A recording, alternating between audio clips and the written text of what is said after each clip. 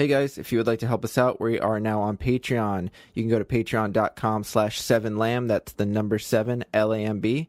And you can donate as little as $1 a month, and it all goes to creating more podcasts such as this one. Thanks, and enjoy the show.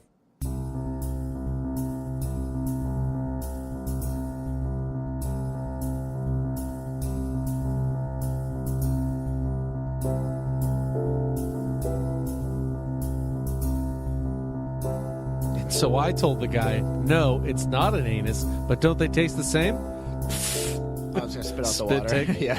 All right, we'll do some dead space for a second. Please don't fiddle with your drink. Sorry. And now. And scene. Yeah, okay. And 5 more minutes. Ladies and gentlemen, welcome to Across America. I don't know how much before this you've heard. No regrets.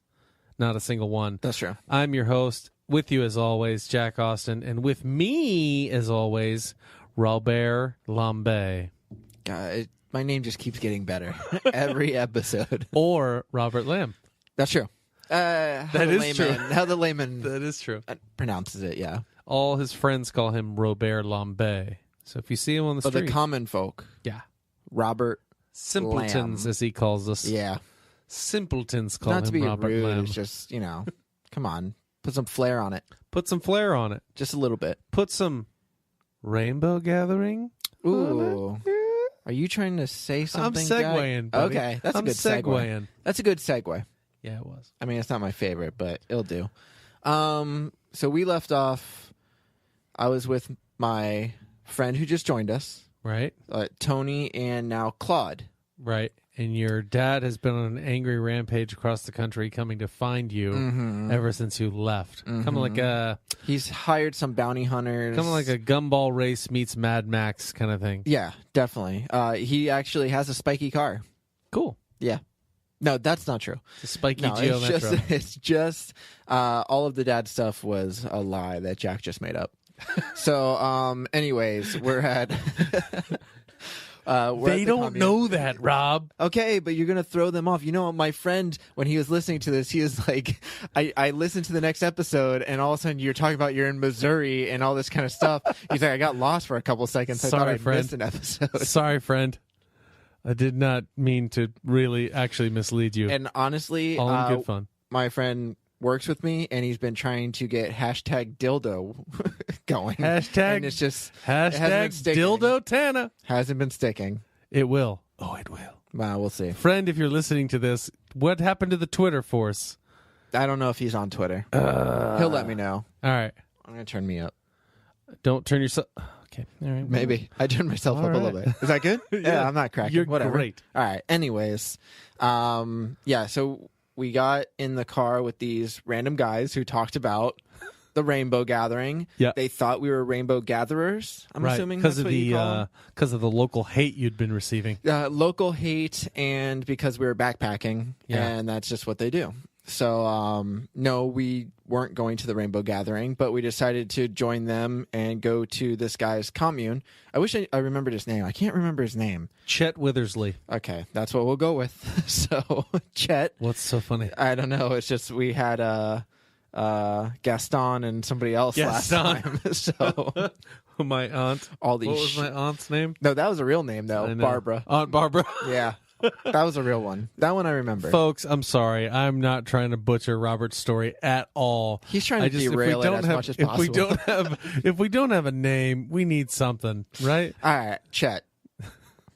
It works, All right. I guess. And I think somebody who owns a commune probably is named Chet. Chet Withersley. Yeah. He's got more canned food than you could shake a stick at. Which was all free. He was like, hey, you guys can have some of my food. We went to his place, and he actually owned like a large amount of property. Right. And it was kind of like he had the house on the side, but then there was like this huge shed, and then in the back, there's just like a lot of junk, like a lot of like pieces of wood and stuff. But Yeah. then there's like fences, and he had sheep and goats and chickens, and there may have been a pig. I don't remember. I remember the sheep because I was like, oh, this is cool. Like there's just like 4 sheep, and we just Yeah. went over and pet them. And Were they also livestock? no, they were dead stock. I don't know why you choose I don't know why. Were they you asked eating me? the animals? No, they weren't. That was my question. So they had some live-in fertilizer. Yeah. I mean, I don't think he was. He didn't say anything about it, and he had plenty of canned food that you just mentioned. Well, that's what I'm just saying. Like, did you guys have hamburgers? No. It was all stuff. But he had a lot of food in his house, and he actually had other people living with him. And I think one of them was like the guy used to be homeless or whatever. Yeah. So Chet offered his place, and the guy's just been living there. And he says basically he lets them stay there. They just help him out, like, cleaning, chores, and things doing like whatever. that. Yeah, and doing That's laundry your and typical stuff. commune. People stay there as long as they contribute. Right, which is kind of cool. But he said that he actually had some problems with Guess don't. the law Ooh, because, like, the cops, there's something about like the they whole don't like that having the commune because kind then of situation. you can be off the grid. Right. You know what I mean? That you don't have an address. You're living off the land. They don't like that. Yeah. They don't know. They want to know where you are, what you're doing, who you're living with. Which honestly, I think is none of their business. Right. But and listen, I mean, I'm all for law enforcement, all that stuff. Yeah. However, if somebody wants to go and live off the land, Let okay, 'em. whatever. Yeah. As long as they're not causing any problems. Right. They're not like starting They're fires not off or there, like killing people. right? They're not off on some private property building a meth lab that's going to blow up the side of a mountain when things go wrong. Yeah. If they're Then out things there are because gone. they just want to be one with nature, and Yeah. by God, let them do it. And that's why, like, he talked about like how he had to, I don't know, there's like a lot of situations where the cops would show up and he'd have to like abide by like certain rules and regulations. I thought He you had were about to say Chet had to hide people. No, he had. Yeah, when we showed up, he actually made us go under the floorboards and just sit down there for a couple. Which one of couple you hours. was? And you said Tony was writing a diary. Yeah, Yeah. in there, and then every once in a while we'd hear these footsteps, just boom, boom, and then we'd have to be really quiet. Right. And then they would speak German, and this is an Anne Frank reference. So, Shout out to Anne Frank, yeah. huh? Still listening? All right. Too far. Yeah, sorry. Anyways, yeah, so basically the guy, like, we went in there and like the first, when you walk into his place, he actually has like this hallway and it's just like pieces of like wood, like nice wood that has like names, like either painted or carved into it. Yeah. And they're all along, like all the people who stayed with him. Because I guess like they do the rainbow gathering and other stuff like that there a lot. So he has a lot of those people come through. A lot of people just stay with him, couch surfing, all that kind of stuff. Right. So Walking across the walking country. across yeah, so like we filled out our little plank of wood, put it on there, and then wrote on it, or you carved it? no, I think we just used marker, Chet, not even paint. Chet, come Not even on, paint. man. I didn't have time. Add some style to the place. You're not Chet. I know I'm not Chet, but I didn't want to carve my name Yeah, but into he's it. listening. Yeah, but he's not, one, he doesn't know he's Chet, and two, he's not carving the names. He would make us carve them. Yeah. What are you, lazy? Yeah, I just finished walking 30 miles. I'm done. I don't need Okay. to carve at All the right, very so end. you're there at the commune. You guys put up your planks of wood. Yeah, so basically, he says, you can have any food that you want or whatever, except there's like one cupboard. He's like, this is mine. Everything else, it's all good. And in the cupboard was a head. No, and It was he's a just like- human severed head. And from the last guy who and tried some- to steal from the and cupboard. some s'mores Pop-Tarts. Yeah.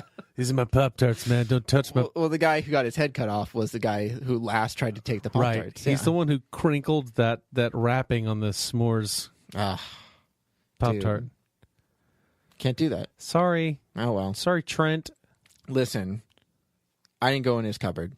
I didn't even really eat any of his food. We had our own food, but he had a lot of stuff that was available. And then I think we all had like dinner together. There's I think 4 other people who were there at that time. One of them was the guy who was going to the rainbow gathering that Yeah. Chet picked up from the airport.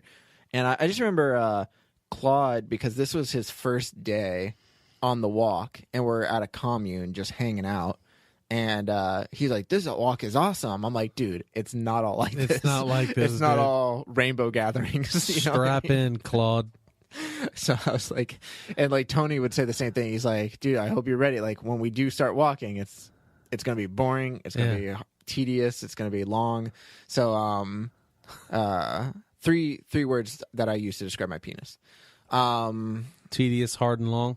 Well, I think I said boring, but Boring. Either way, Boring, tedious. whatever. Yeah, tedious too. Moist. No, you're just being rude.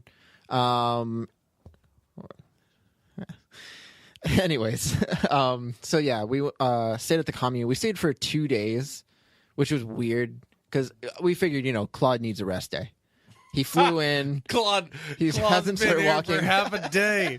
Claude walked from the airplane to baggage claim. That's the amount of walking Have that you Claude done has that? done. You've never been to the Missoula airport, Jack. Excuse me. I actually just came from a week-long trip in Kentucky. I promise you, folks, this will take 2 seconds. We flew into North Carolina. Our connecting flight was at 12:35. We landed at 12:30. I was in Gate E, and apparently Gate C goes around the moon and back to North Carolina. I know my mic popped there. That's because I was very passionate about the fact that I had to get off that plane and run. And who was running next to me? Who? A very nice Japanese man named Steve. Is that his real name? Or are you Not a just getting, joke. That's his name. You were I don't both want to trying say his get last there? name. We were both sitting on the plane, and I was freaking out because Right. they took forever on the airplane. No, I'm taking longer than I said it would. But anyway, so Steve comes over. He goes, "You're going to Tampa?" And I was like, "Yeah, man, I'm going to Tampa. Cool. How about you?" He goes, "Gate C13." And I was You're like, crap. "Shoot, man." He goes, "We will be okay." And I believed him. But then you both started running. We got off, and that Japanese dude, I dipped on him. I was gone. Really? I was running. I was hauling butt. So what I think happened is he threw a smoke bomb down, Okay. disappeared up into the ceiling, and did the ninja run with the arms back and the feet chopping. Right. Because I got there, Yeah. and I was exhausted. Okay. And he was there. He was already there. He was there seconds later and was cool as the breeze. He's like, "We made it." I was like, "You're not even out of breath, Steve." I could say two things. One, you don't run that fast. Oh, I'm quick as I'm lightning. just- After this podcast, I'm not folks, saying I know this for sure. I'm just saying that this could be a reason. Or two, he knows a shortcut. hashtag Dildo Tana. We're going out into the street, and Robert and I are Race. having a foot race. Wait till my leg feels a little bit better. Okay, so anyway, back to Claude, who's having the time of his life. Yeah, no, he actually was. Like, he was really, like, digging it. And I get it because he's, like, I mean, here we are. We're, like, meeting these new people. It's all fun and games. Yeah. But like I said, when we start walking, I was kind of worried because Claude, it wasn't a very athletic person. So, anyways, Oh boy. yeah, right. So, anyways, we the second day that we stayed there, this is actually pretty funny. We the guy was like, "Hey, do you want me to show you around town?" And we're like, "Sure." He's like, "Well, why don't we all go for a bike ride?" We're like, "Do you have enough bikes?" He's like, "Yeah." He had Dude, it's a commune. I got like 30 bikes. Yeah, he had like 6 bikes or 7 bikes, more than that. And so me, him, Tony, Claude, and then like 2 of his friends, like we all met up at a bar. They had like a free drink, like free drinks. You could get like 3 free drinks or something like that. Like smaller, not like full glasses. Claude, if you're listening, But- or not Claude, Chet. Yeah. Chet, if you're listening, tell us the bike sitch and tell us the free beer sitch. Yeah, let us know. No, it was like a local bar. I guess like certain days they had like free like beer tastings, but it was a decent amount. So we like went there, we drank a bunch, and then we like went around the whole town. And he was showing us Missoula. We went around like the school, the college campus, and stuff like that, and it was cool.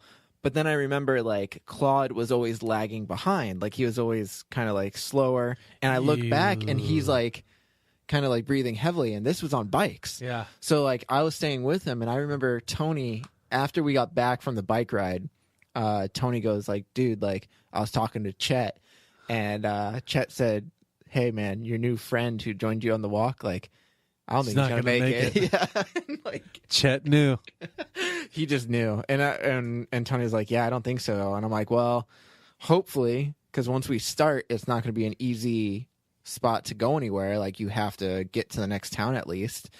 And so Tony's like, "I don't know, man. Like I don't. If he's already tired, I'm like, nah, I know. Like it's not good if he's tired riding bikes. It's not a good thing. I think It's he didn't train, but Yeah, no, he didn't train. Yeah. Claude, you can tweet at us, Claude. We know you didn't train. I don't think he trained. But anyways, If you're listening, Claude, I just feel bad for you, buddy. no, yeah, it's not easy, man. It's not. It seems not easy easy. just walking all day, but it's not. It's not easy, No, especially with all the stuff. Like he bought all the stuff, like and carrying it on his shoulders. You know what else he bought? I don't know if he wants me to say this, but I'm going to say it anyways. Is he listening? Claude, are you listening? He might listen to Yeah, this. there you go. Anyways, Claude, when we got there, we went to like the store. He wanted to buy. There's 2 things he really wanted to buy that he forgot to buy. And he said, "I really want a hatchet, and I really want porn." Oh. And I go, "Okay, one, you don't need a hatchet. Like, if you want, just buy a knife." He's like, "No, I got a knife. Like, I want a hatchet to cut down, like, in case we gotta make a fire and stuff." I'm like, "Dude, we've been walking for nearly 2 months now. No fire. You're not going to need a fire. Like, it's hot out, and it's just, yeah, you don't need it." So he's like, "Well, I still want a hatchet." He's like, "For protection. If I can't get the hatchet, I definitely need some porn. Yeah. So he goes, "Well, I want to get like I need some kind of porn because if I don't have signal, what am I going to do?" And I'm like, "You're just not going to masturbate." What? Claude was a weird guy, but he's a friend. So, like, I love the guy. He's You're all great. good, Claude. Yeah. So I will say, though, that we went to an REI or whatever, and he bought a hatchet. And then we went to a gas station. The same store. Okay, thank and God. he got a dirty magazine. I don't even remember what kind it was. Dude, that's just, to me, honestly, that didn't even pop into my mind. Honestly, I will say though, if I'm a single dude walking across the country, I'm making better bets on meeting somebody in a town, right, and having luck there than getting crazy in the tent. I just think it's funny because like he brought his own tent too, which was nice. So just in case. But he had his own tent. He had all of his own stuff, and I just told him like, the thing with the hatchet, like that, I mean, that's just, you're carrying extra weight. Yeah. And he was carrying his backpack. I told him to get something with wheels. I'm like, get something with wheels. No. He's like, Tony doesn't have wheels, right? I was like, no. He's like, I'll be fine. I'm like, dude, get something with wheels. And both him and Tony would make fun of me like every day. Look at with the wheels. Come on, just carry this with the like. Be a man about it. Be a man. Be a like, man. Like they like Tony and Claude were doing that the whole like next day that we started walking, and by the end of the day when we started walking, like when we left the commune, Claude was done. Like he was like I remember because I had the wheels. So wait a minute. So this is day 1 of walking. So this is right when we left the commune. The guy dropped us back off at the airport because, we don't want to cheat. Natch. So we start heading from there. Claude does okay for like 5 miles. Then it starts to like, you can kind of see it on him. And me and Tony, because we're kind of used to it, we start seeing like, oh, he needs to take a break like almost every mile. So we started like taking a break, 5 minutes here, 10 minutes here. And I remember one time, there's like somebody's house. They had like a pond or something like that, and Claude just drops his backpack, runs over to it, and sticks his head in it. They're like, that's piss, man. He just like, I don't know if it was like a pond or like a little fountain that was like green or whatever, but it was like he just ran over and he's like, "Oh, it feels so good." I'm like, dude, like, you having a rough time? He's like, "Yeah, this is a lot harder than I thought." I'm like, dude, you're carrying a lot on your back. Yeah, you're not used to that. I'm sure you didn't practice that much. You didn't get the wheels, Claude. You didn't get the wheels. And I even switched with him a couple times. Like, I started carrying his backpack and gave him the wheels just because I figured, like, if we kept walking, at least maybe if he switched back and forth, it wouldn't be too big of a deal. Yeah. But honestly, I think it was just the walking in general got to him, not necessarily the weight. So it was just like he was just getting tired. And then by the end of it, we got to, like, this one gas station. He, like, ran inside, got, like, chugged 2 Gatorades. He's like, dude, this is a lot harder than I thought. And I'm like, yeah. I'm like, well, we just, we'll take it slow a little bit. That's what me, Tony, and Cody did when we started. Yeah. We were only doing like 15 miles a day. So I'm like, we can do that for you until you catch up. He's like, yeah, all right. But then that night we set up tents, like our tents next to each other. Claude looked at his porn.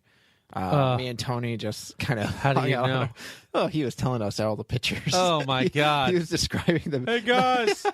You're never going to believe this one. Claude's a goofy guy, so he was like... The cable's out, and the guy shows up. He doesn't bring his tools. Hey, well, he was wearing a tool belt, but only a tool belt. All he brought was his tool belt and an erection. Yeah. He's solving the cable problem. Do you need anything else? I'd be like, dude, shut up. No, he was like describing the girls and stuff like that, and then me and Tony were just like laughing the whole time. But then the next day... I think it hit him. We were like, you woke up, his tent was gone. Yeah, he was like, I think I'm going to quit. And we're like, dude, you walked for one day. He's like, I don't want to do this. I'm like, dude, like, doesn't. What like, did you think? I'm like, why didn't you practice? Like, you flew all the way out here, spent the money, bought all of this equipment. You're never going to use this camping equipment again.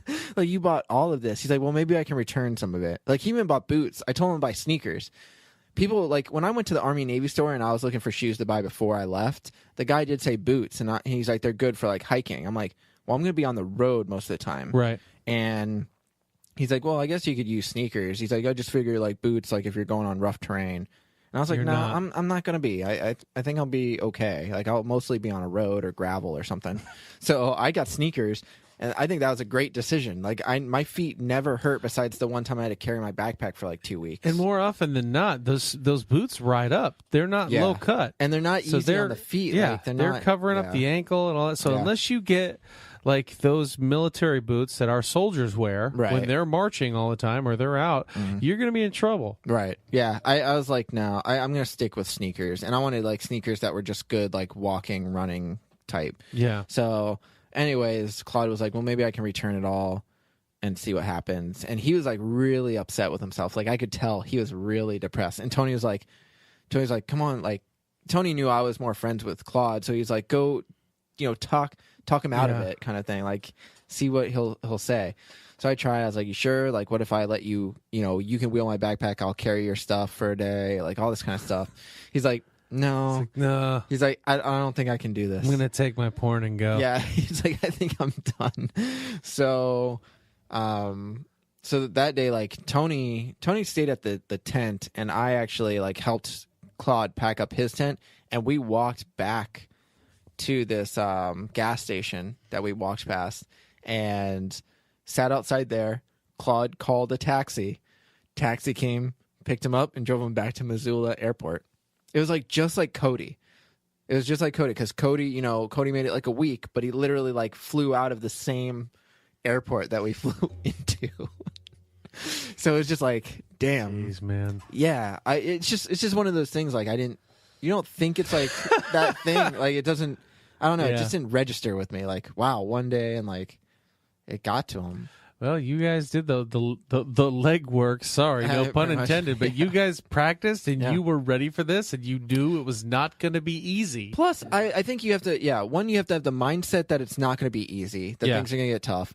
And you have to also, like, in general, like, we didn't practice a whole bunch before we left, but I've always been an active person. I was playing flag football. I was, I would walk places. I did walk to Tampa a few times beforehand. Like, stuff like that. Like, walking, I knew was never going to be like an issue. It was more like carrying my backpack. I was worried about my shoulders, not my legs. But I think Claude, like, just walking that much when he's not using, and he's a really skinny guy, but he's not an outdoorsy, athletic, play sports kind of guy. Yeah. So it got to him. He ended up leaving. It was like really depressing. I just like sat at the gas station. I took pictures of him as the taxi took off, and I just kind of sat there for a while. I'm like, all right. It's back to me and Tony. And I remember posting on Facebook because people were following us. Yeah. I was like, another one down, like another one bites the dust. And they're like, Jesus. Started off as 3, then went to 2, then went to 3, then went back to 2. They're like, what's going to be next? Yeah. You'll find out. On the next episode of Across America, brought to you by Colgate, 7 Lamb Productions, and Colgate, which has no affiliation with us. Please don't sue us. We love you.